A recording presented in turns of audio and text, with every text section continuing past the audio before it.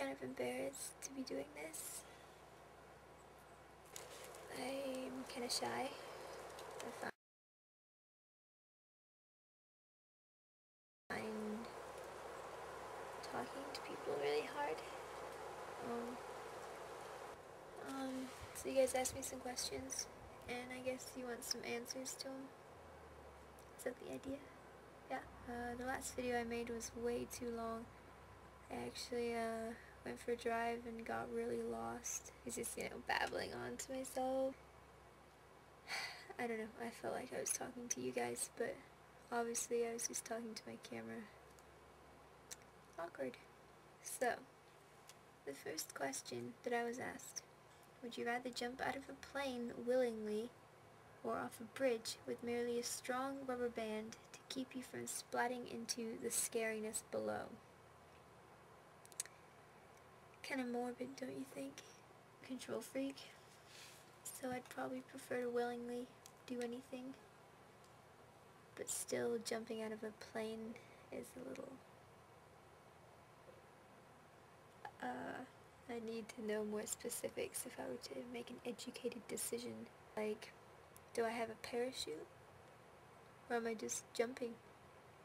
Is the plane even in the air? Off a bridge with a strong rubber band? Do you mean like bungee jumping? Because I don't think I would ever do that. So I'll say jumping out of a plane willingly is my answer. I hope that satisfies you. Has anyone ever told you that you look like Megan Fox? Actually, they have, but I don't see it myself.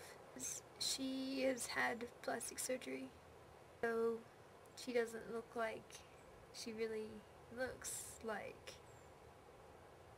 Right. So, moving right along. What is your biggest inspiration as a photographer, and who first got you into photography? I've never really had one specific inspiration. It's always been more like, a combination of things have inspired me. I would say that Flickr is definitely the most inspiring place, if you want to call it that, just because there's so many talented people there. It's amazing to see people your own age producing such amazing images, and even people younger. I've seen 13-year-olds that are like way better than me, and I'm just amazed by it. But I would say that Flickr has definitely been the biggest inspiration to me, and it's always been the thing that's kind of kept me going, giving me motivation to take pictures, just to post them and get feedback on them. This is actually my third Flickr account, I think, so I've been on and off for about 3 years.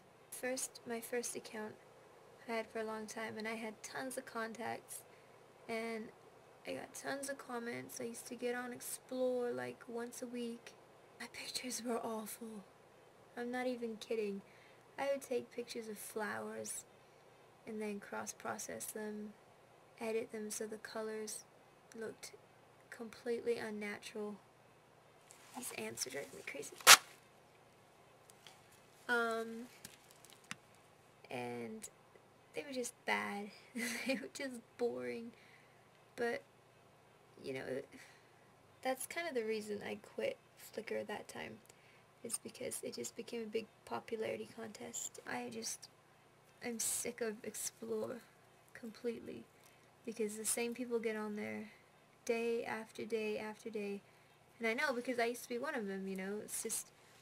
It's nothing to do with how good your picture is. It's just a big popularity contest, and I just didn't want to be a part of that anymore, so I quit. But then I quit taking pictures too. I guess Flickr was the thing that kept me going and kept me shooting. To answer the rest of the question, who first got me into photography, I would say that if anyone, it wasn't really like anyone forced me to take pictures or anything, or necessarily inspired me any more than anyone else, but I would say the person that's helped me along the most has been my stepdad. The reason for this is that he was the one that convinced me to get a DSLR. The story behind all this, which is also another question, which was how I got started and how I got into it.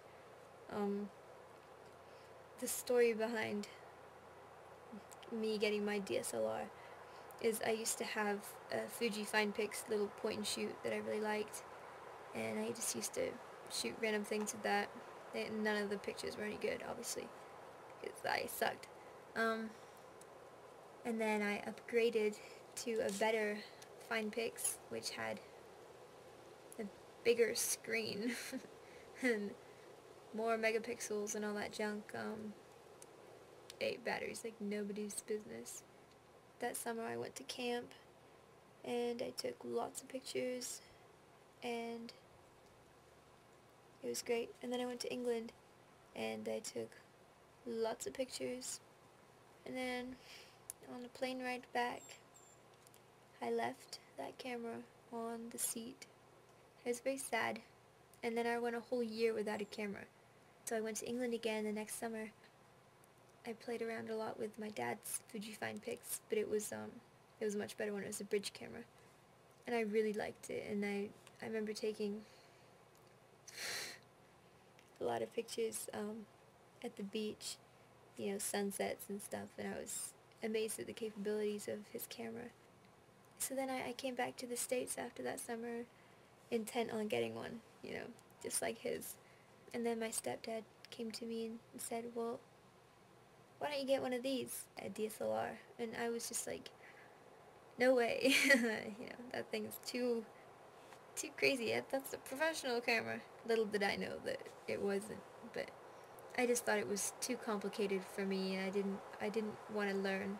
But he managed to convince me to get it, so I got my XTI, shooting in automatic and all that good stuff. He saw potential, and he knew that I wouldn't be satisfied with the bridge camera. He knew that I would find its limitations sooner than I thought. I guess in that sense, he was the one that saw potential, and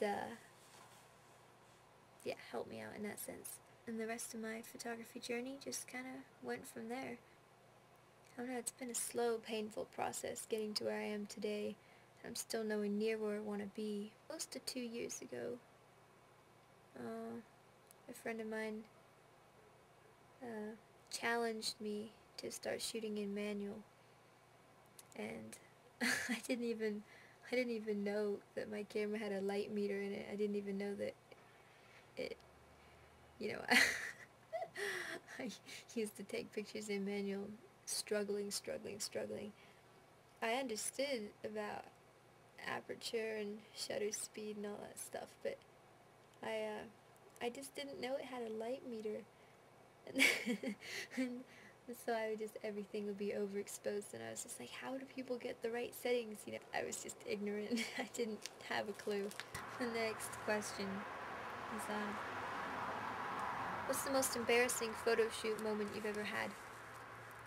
But I don't really know, because I've had so many. I don't know, went to the lake a few months ago, and me and my sister were wearing vintage dresses, and I guess we looked pretty funny because a lot of people laughed at us. I was standing or sitting on a table, picnic table at one point. You've probably seen the pictures on my stream. And you know, this car full of teenage guys drive by and like laughing and whistling and all that crap. So good. Yikes. And and then there was this old guy who drove by, and what was I doing? I was standing on a stool in the lake. That was, yeah, the picture that I was trying to make it look like I was walking on water. So the stool was underwater and I was standing on it. And you know, my sister and I, we saw this guy looking at us, and then we were just ignoring him. My sister's kind of going, you know, the funny faces she makes. And he was there for like literally 2 minutes, just sitting there in his car watching us. And then I finally turned around and kind of gave him a questioning look, and he yells out, "Is the water cold?" And I was thinking, okay, so you've just been sitting there watching us just to ask us if the water's cold. Okay. Whatever melts your butter. All photo shoots are embarrassing. I was in Eugene with my friend Yona, and we were at one point lying down in the middle of a parking lot, and these people are walking past us, and people say the weirdest things. Someone said something like, "Are you doing a school project?" No, we're just taking pictures for the fun of it. Like, that's such a weird thing. Yona and I went to the coast yesterday? No, day before yesterday. Except when you see this, it's going to be a completely different day, so just forget what I just said. I don't even know what day it is. At one point I was sitting in, she had like this chest thing that was like this big, and I was sitting in it. We were on the beach, and we weren't really close to the water, you know. We were actually on dry sand. Phone's ringing. Hang on. I was about to apologize for making you wait, and then I realized that I can just cut that part out. Tons more questions to get through. This could get really confusing and complicated. Why and when did you move from England? There were a lot of factors involved. But to cut a long story short, well, kind of, my stepdad got a job over here. Well, he had a job over here, and it was just a matter of us getting over here. America is the land of opportunities, that much more free than England. And unless you've lived in England, it's hard to understand that. But I mean, it's a nice place to visit, no doubt. But living there, it's a bit depressing, really, to me. I mean, having done both, I definitely prefer living here. I actually have wanderlust, you know. I don't want to stay in Oregon, however much I love it, but I want to stay in America. I do believe that it's just not comparable to anywhere else in the world. It's special, and it's definitely been blessed by God in the past, although they seem to be turning their back on him right now. But it's beside the point. And as for when did we move, it was just over 7 years ago, I think. What was it like being homeschooled? Well, it's very different to public school, I'll tell you that. I did go to public school I started on my 5th birthday, literally, and I finished 8th grade, and then homeschooled for 9 through 12, although I did 9 through 12th grades in 3 years, if that makes any sense. Yeah, homeschooling is pretty much awesome. I really liked it. You have a lot more free time. You have a lot more control over, you know, what you're learning, what you need to learn, what's just fluff. I think it really packs more education into a shorter amount of time.